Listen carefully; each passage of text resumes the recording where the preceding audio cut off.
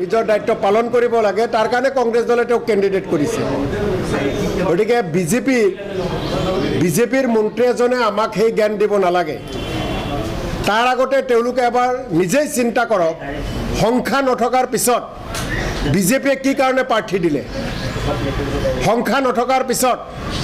গণতান্ত্ৰিকভাৱে যিখিনি বিশ্বাস সংবিধানৰ প্ৰতি যিখিনি বিশ্বাস সেইখিনি বিজেপিৰ আজি নাই গতিকে পীযুষ হাজৰিকা ডাঙৰীয়াৰ নৈতিক অধিকাৰ নাই কংগ্ৰেছৰ ওপৰত কোনো মন্তব্য ৰখাৰ বাবে আপোনালোকে কাইলৈ এটা ভোটদান কৰিব নকৰে কি কথা কয় আপুনি নিশ্চিতভাৱে জোৰদাৰভাৱে ভোটদান হ'ব জোৰদাৰভাৱে আমি আমাৰ মূল কথাখিনি হৈছে যেতিয়া UDF কংগ্ৰেছ অখিল গগৈ CPM একেলগে বহি আমি যেতিয়া কেণ্ডিডেট কৰিছিলোঁ তেতিয়া সকলোৱে বিনা চৰ্তে সমৰ্থন দিছিল ৰিপুণ বৰা ডাঙৰীয়াক ভাৰতীয় জাতীয় কংগ্ৰেছ দলক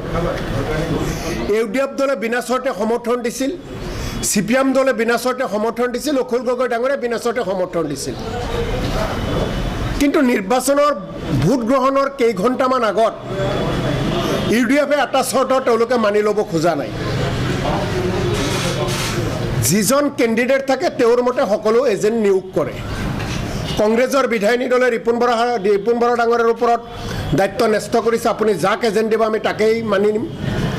অখিল গগৈ মনোৰঞ্জন তালুকদাৰ ডাঙৰীয়াই দায়িত্ব দিছে ৰিপুণ বৰা ডাঙৰীয়াই যি সিদ্ধান্ত ল'ব তাকেই মানিব কিছুদিন আগলৈকে কিছু ঘণ্টা আগলৈকে কিছু মুহূৰ্ত আগলৈকে UDFে সেই একে কথাই কৈ আছিল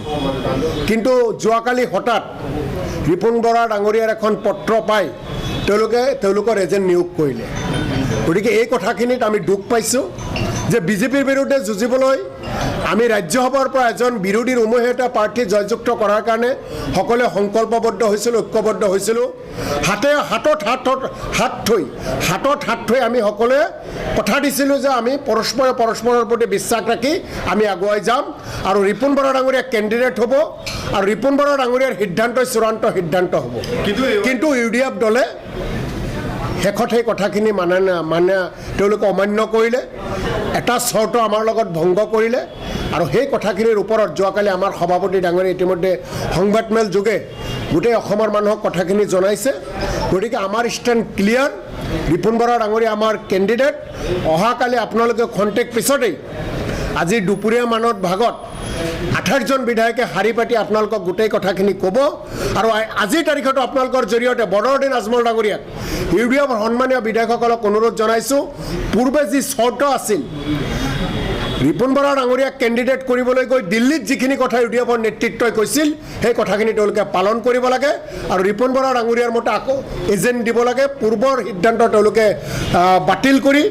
নতুনকৈ ৰিপুণ বৰা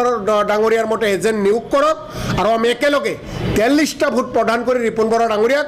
অসমৰ কাৰণে অসমীয়া ৰাইজৰ স্বাৰ্থত ৰাজ্যসভালৈ পঠিয়াব লাগে কৈছিল যে ভোটৰ দিনাখন বিৰোধীয়ে হাৰি পাতি আহি ভোট দিব সেয়া অটুট আছে আপোনালোক তেনেকৈ ধৰণে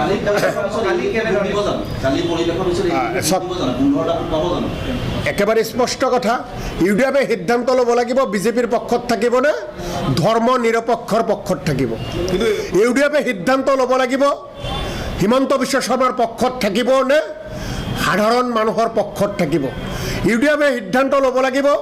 যিখিনি কথা দিছিল কথা ৰাখিব নে কথা ভংগ কৰিব গতিকে UDFক আকৌ কৈছোঁ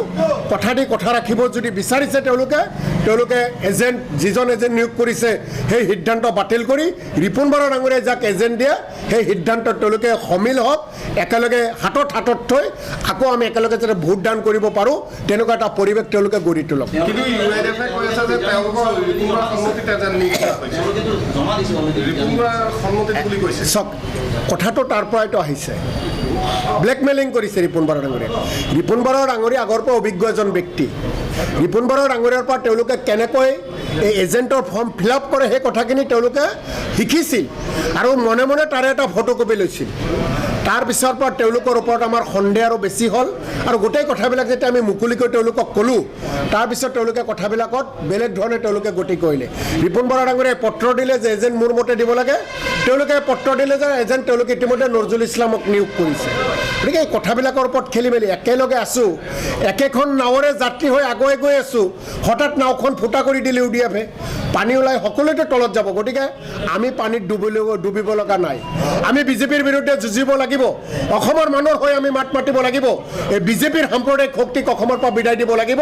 যাৰ কাৰণে আহি থকা দিনত কংগ্ৰেছে কোনো কাৰণতে কাৰো লগত আপোচ নকৰে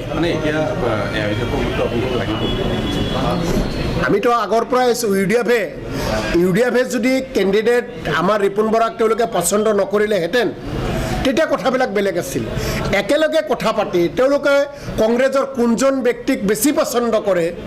সেই কথা তেওঁলোকক সোধা হৈছিল তেওঁলোকে ৰিপুণ বৰা ডাঙৰীয়াক বেছি পচন্দ কৰে তেওঁলোকে ক'লে যে ৰিপুণ বৰা ডাঙৰীয়াই যি সিদ্ধান্ত ল'ব তাকে মানি ল'ম কংগ্ৰেছে যি সিদ্ধান্ত ল'ব তাকে মানি ল'ম আমি কি বিচাৰিছোঁ আমি বিচাৰিছোঁ যে কংগ্ৰেছেও কৈছে ৰিপুণ বৰাৰ মতে পচন্দ এজেণ্ট হ'ব লাগে অখিল গগৈ মনোৰঞ্জন তালুকদাৰ ডাঙৰীয়াও কৈছে ৰিপুণ বৰাৰ মতে পচন্দনীয় এজেণ্ট হ'ব লাগে সেই কথাখিনিত UDF-এ কিয় অমান্তি হয় UDF-এতো ৰিপুণ বৰা ডাঙৰীয়াকে ভোট দিব UDF-এ ৰিপুণ বৰা ডাঙৰীয়াক ভোট দিব সকলোৰে আগত কৈছে গতিকে এজেণ্টজন ৰিপুণ বৰাৰ মতে দিয়াত তেওঁলোকৰ আপত্তি ক'ত অসমৰ ৰাইজে তাক বিচাৰ কৰক